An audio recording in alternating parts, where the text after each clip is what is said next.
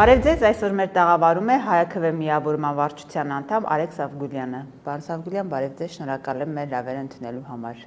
Բարև ձեզ Ռուզաննա ջան, ես եմ շնորհակալ հերթական անգամ հյուրընկալելու ձեր տաղավարում։ Հիմա խոսենք Սահմանադրական դատարանի այս process-ների հետ կապված եւ դրան զուգահեռ իշխանությունը պաշտոններ է բաժանում, ազգային ժողովի ղեկավարությունը ընտրում, այսինքն իշխանությունը արդեն իսկ որոշել է, որ կանխակալ ինչ է որոշելու, ինչ վճիռ է կայացնելու Սահմանադրական դատարանը։ Այդ դեպքում իմիջիալոց ընդդիմադիրներն էլ այնպես չի որ հակված են այլ կարծիքին։ Այդ դեպքում ինչու են ընդդիմադիրները դիմել Սահմանադրական դատարան։ Ռուզաննա ջան, ես կարծում եմ առաջերտին ընդդիմադիրները ուզեին թե չուզեին պետք է դիմեին, որովհետև կա ընթացակարգեր, որոնք պետք է պահպանեն։ Ձևական։ Խոսքը ձևական եւ ոչ ձևականի մասին չի, մենք դրան կանդրադառնանք, այլ դիմել են կենտրոնական ընտրական հանձնաժողով, հա, դիցուկ այդ ուսակցությունները, բողոք դիմումներ են ներկայացրել, օրինակ մասնավորապես Բարգավաճ Հայաստանի այդ 4%-ի հաղթարման հետ կապված, որտեղ խորհրդանշական ընդամենը ձայներ էին պետք, մոտավորապես սկզբնական շրջանում 50 էր հաշվում եւ այդ 3 տեղամասերի հետ կապված, որ վերաքվեարկություն չնշանակվեց։ Բնականաբար դրան հաջորդում է մյուս պրոցեդուրան գնում է Սահմանադրական դատարան։ Եվ Սահմանադրական դատարանը պետքա տա իր պատասխանը։ Այսինքն այստեղ ոչ թե ձևականի խնդիր է, այլ ընդունեք Սահմանադրական դատարանը կարող է որոշում կայացնել, որ պետքա երկրորդ փուլ լինի ընտրությունների։ Իհարկե, դուք կարող եք ասել, որ այսօր կարող եք համարել, որ Սահմանադրական դատարանը Նիկոլ Փաշինյանի կարծիքին հակառակ դիրքորոշում կհայտնի։ Գիտեք ինչ, մի հատ թեզեր էր շրջանառվում, սկզբից շատ հանգիստ, բայց հետո նաև ընդդիմության դաշտում ավելի շատ, որ արդյոք իշխանությունները գոհ են ընտրությունների այս պատկերից։ Այսինքն այն սահմանադրական մեծամասնությունը, որը ակնկալվում էր, որ իշխանությունը պետք է ստանար, իսկ մարզերի վրա քաղաքացիական պայմանագիր կուսակցությունը իր այսպես ասած ենթակառույցների ասեմ, ենթակաների ասեմ, վարչական ռեսուրսի վրա ասեմ, դրել էր 70% քվոտա, որ պետք է ապահովեն, իսկ քաղաքում 60։ Միջինացված պլյուս մինուս այն ընտրազանգվածը, որ իրանք պետք է նաև ապահովեին այդ ընթացքում, եւ դա էլ էր շատ կասկածելի, որ միանգամից 720 մոտ 730 հազար ձայն քաղաքացիական պայմանագիրը տարավ, մի խոսքով հիմնական իրենց մարտավարությունը դա էր ապահովել գալիք խորհրդարանում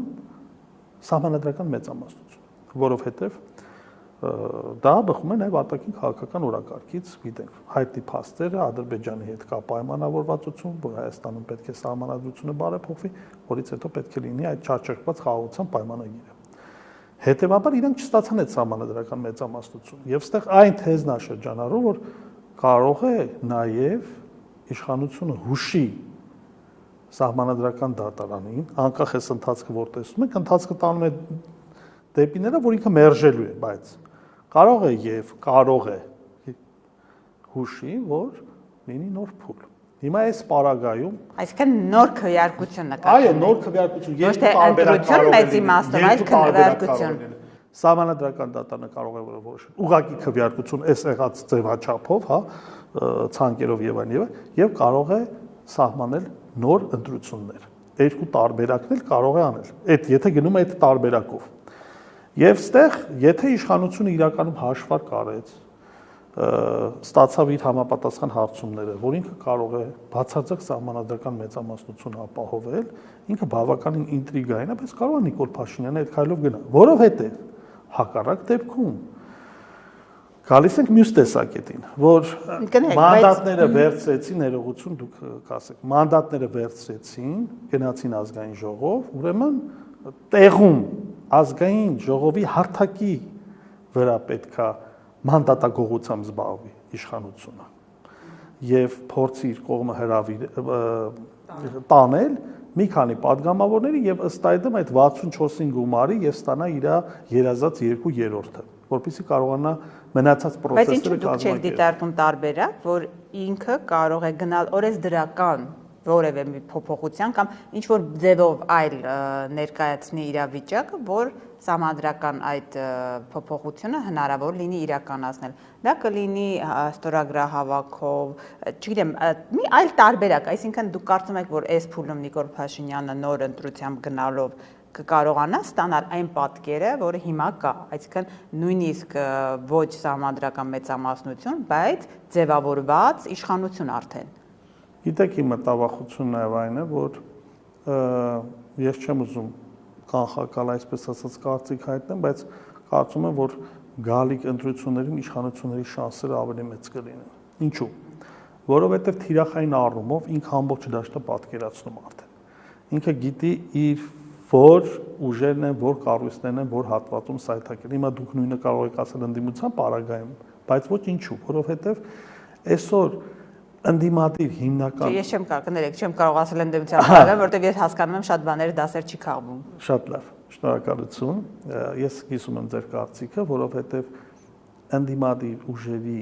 կազմակերպական կառուցվածքի մի հսկայական տոկոս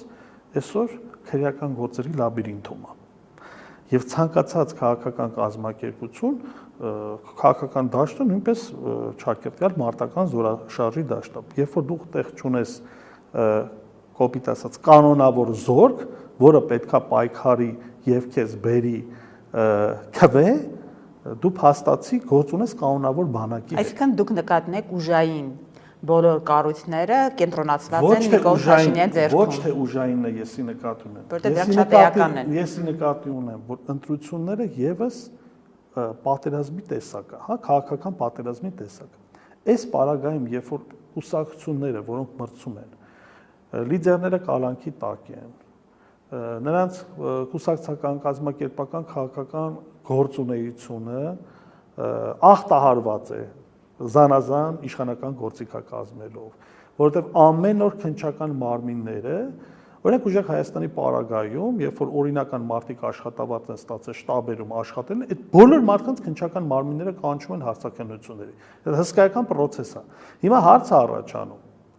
Նոր ընտրությունների ժամանակ այն մարդու,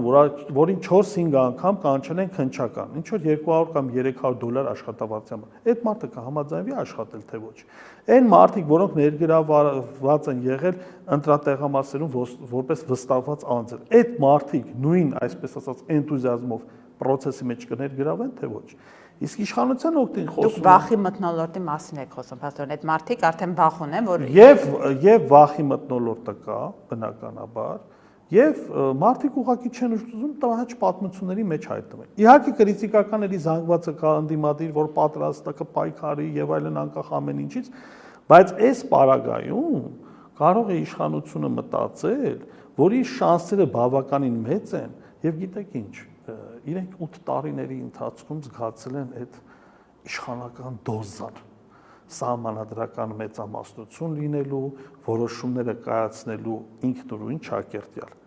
ներքին կտրվածքով հարաբերական, դրսի կտրվածքով ընդհանրապես հարաբերական, որովհետև մենք տեսնում ենք, որ այսօրվա իշխանությունների բոլոր քաղաքական որոշումներում հստակ անցնում է թուրք-ադրբեջանական շահերի գիծը։ Անկամ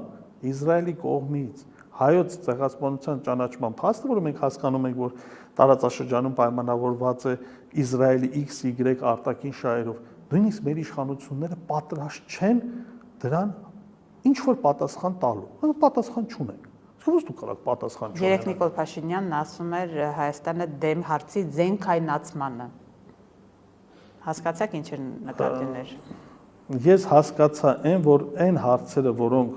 շոշափում են Թուրքիայի եւ Ադրբեջանի ազգային պետական կենսական շահերը, դրանք վաղուց արդեն ավելի բարձր են, քան թե մեր պետության ազգային շահերը։ Այ ես դա ընկալեցի իր պատասխանի մեջ։ Մինչդեռ մենք ունենք արտաքին հետախուզական ծառայություն, որը պարտավոր էր նույն Նիկոլ Փաշինյանին դեռևս 10 օր առաջ, 20 օր առաջ զեկուցելու, որ Իսրայելում նաև այսպիսի գործ է նախապատրաստվում, կամ այդ մամուլից թեկուզ ուսումնասիրին, չեղավ էլի մարդիկ քնեցին, զարթնեցին, միանգամից հայտարարեցին, որ ուզում են ցեղասպանության հարցը ճանաչեն։ Ամեն քաղաքական գործընթացի ներսում, հա, կա նախապատմություն, կա process։ Դուք արդեն պատրաստ պետք է լինեք։ Իրանք երբ որ Իսրայել, Ամերիկա եւ Իրան հակամարտությունը սկսվեց, այդ ամբողջ անալիզը արդեն պետք է դրված լինի Նիկոլ Փաշինյանի սեղանին։ Այսինքն այս դեպքում որ կարող է Հայաստանի Հանուն արդարության պիտի ասել, որ արտաքին հետախուզությունը Իրանի հարցում նախազգուշացրել է, որ խնդիրներ կլինի, բայց հետո կարծես թե արտաքին հետախուզության այդ հայտարարությունը իշխանությունը լրիվ այլ կերպ մեկնաբանեց։ Եթե հիշում եք, Իրանի հետ կապված կար հետախուզությունը ներկայացրել էր փաստ, որ հնարավոր վտանգների մասին։ Ուրեմն մեր քաղաքական, այսպես ասած, էլիտան հետևություններ չի անում կամ զրկված է հետևություններ անելու հնարավորությունից։ Որովհետև ցանկացած պարագայում դուք եթե հայտարարում եք, որ ժողովրդավարության բաստիոն եք, որ Հայաստանի Հանրապետության ինքնիշխանությունը կարևորագույն սկզբունք է ձեզ համար, ինչպես պետությունը կարող է չունենալ սեփական տեսակետ։ Սա նաև ապացուցեց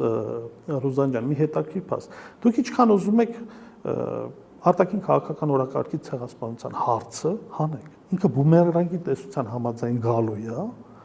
եւ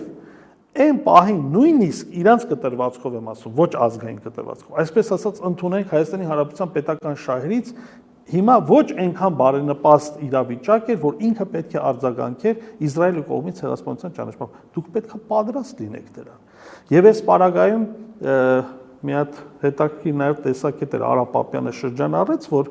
հավանական Իսրայել-Թուրքիա պատերազմի պարագայում եւ դա ավելի հեռուն է գնում, որովհետեւ ամերիկյան քաղաքագիտական շրջանակները դեռևս տասնամյակներ առաջ վերլուծություններ ունեն մի մեծ Իսրայելի հետ կապված, որը ենթադրում է Իրանի, Իրաքի, Սիրիայի եւ Թուրքիայի մասնատում, քրդաբնակ շրջանների միավորում, բուֆերային քրդական պետության ստեղծում, դա այսպես ասած մեծ մահակի տեսությունն է, որի ուղեղային կենտրոնը պետք է լինի Իսրայելը։ Այսինքն տարածաշրջանում այդ ծրագիրը կա։ Եվ եթե պատկերավոր ասենք, Իսրայելը մերձավոր արևելքում փորձում է կառուցել Սողոմոնի տաճարը։ Թուրքիան կառուցում է Մեծ Թուրանը։ Հիմա այս երկու դիվանագիտության ճարտարապետությունների բախման արանքում հայտնվել է Հայաստանի Հանրապետությունը։ Դրա համար է Նիկոլ Փաշինյանն ասում, զենք են դարձրել այդ հարցը։ Եվ դրա զենքայնացման մասին է խոսքը։ Փորձեցինք նրա սևեռուն միտքը բացահայտել, բայց նաև խնդիրը է սա։ Եթե դուք չունեք դիմագիծ, եթե դու չունես ազգային պետական տեսլական, հա, երբ որ մի պետություն մի որոշում կայացնում է, ինչ որ հաշվարկ կա, չէ՞, օրինակ այս պետության վրա սա այս ազդեցությունը կունենա։ Բայց այսօր Հայաստանի Հանրապետության արտաքին քաղաքականությունը անդեմ է։ Դու եթե այդ նման որոշումներ կայացնում ես, դու կանգնում ես ու ասում ես փաստացի էլի մենք ոնց որ ասելու ոչինչ չունենք։ Արդյունքում դա է ստացվում։ Չենք ուզում արձագանքել։ Մեզ անհարմար իրավիճակի մեջ է, տեսնում եք արդեն նորմալ է, ամեն ինչ ընտրությունները եղավ, հեսա խաղաղության պայմանագիրն էլ կլինի եւ այլն այդ բանը Չիբուրաշկին ռեչի տարբերակով ստրոյլի նականեստ պաստրուլի, այս էլ նաև ինչ որ սոցիալիզմի հավերժական կառուցման տիրույթում է, տեղապտույտում է հայտնվել այս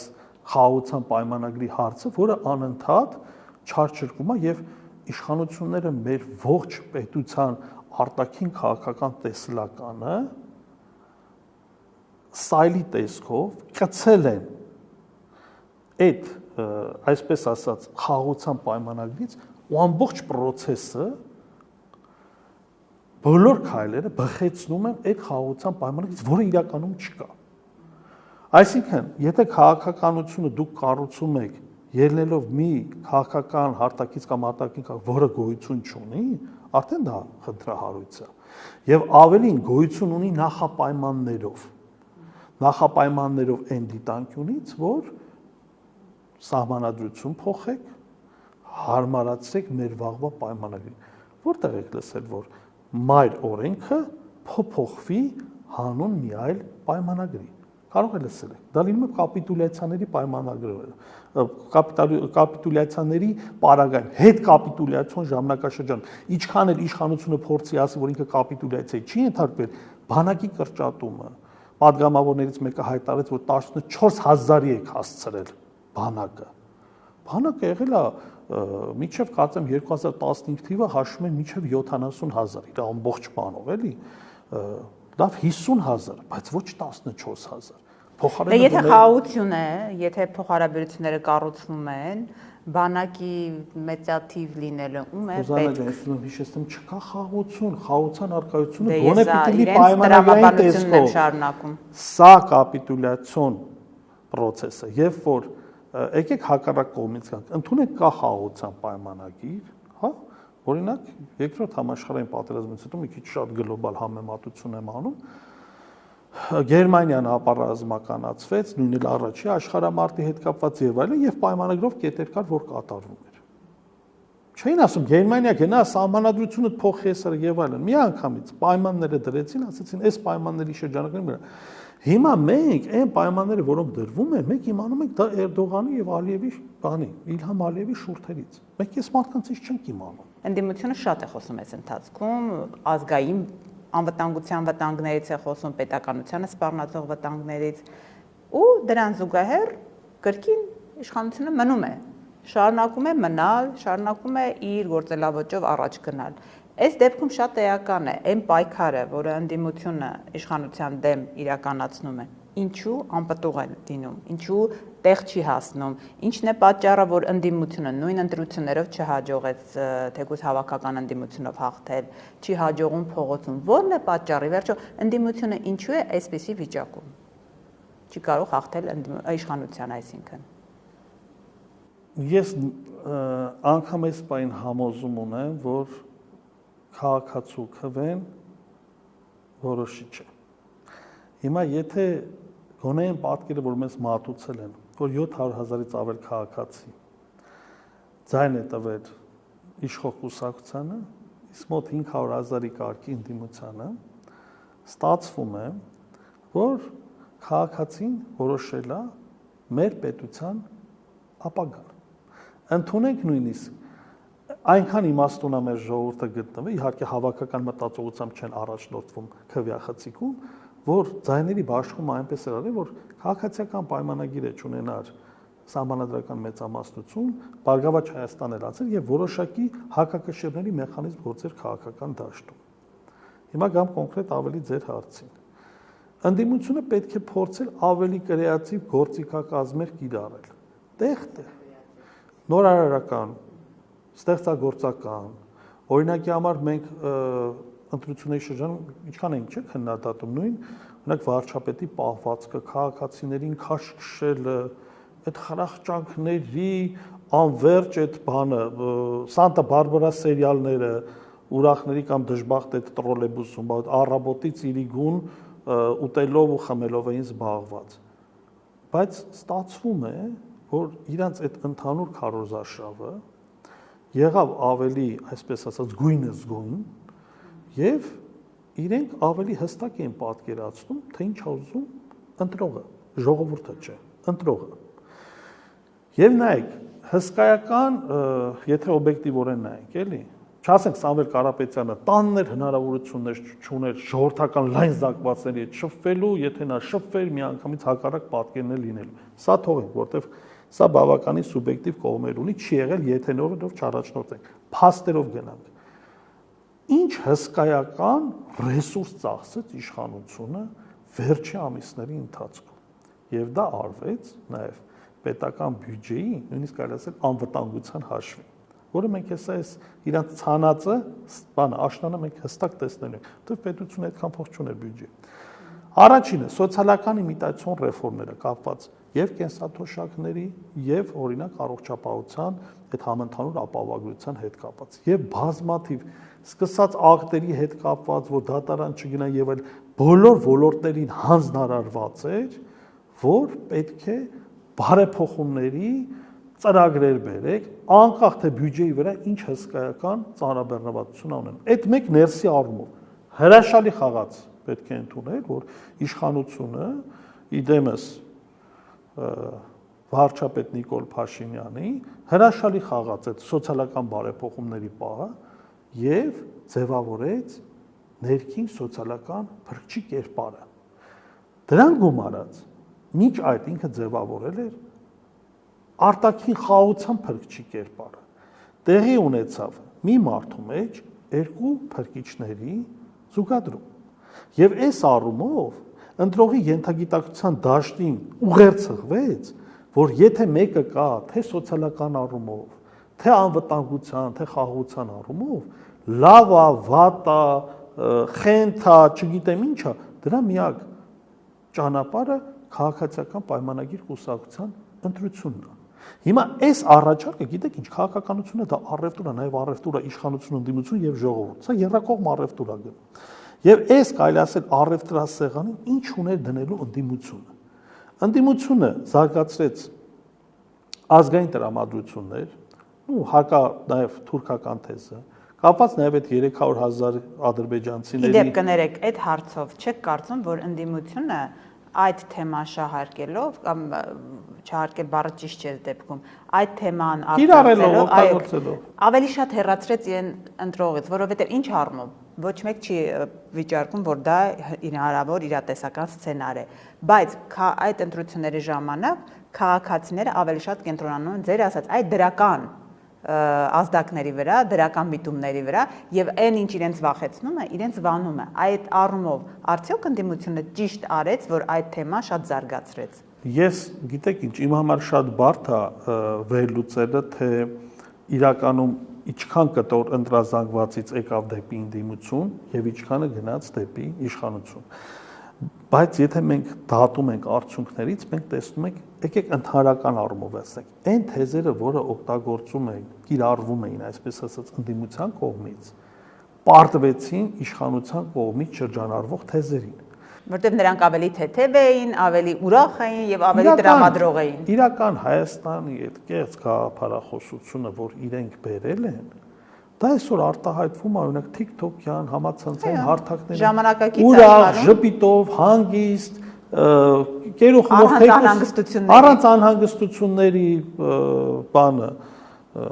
Բաղդադը все спокойно, այդ տարբերակով հանգիստ բան, մեր հետևից ոչ մեկ չի ընկել, սահմաններում կրակոցներ չկա եւ այլն, այս խաղաղության թմբիրի դոզան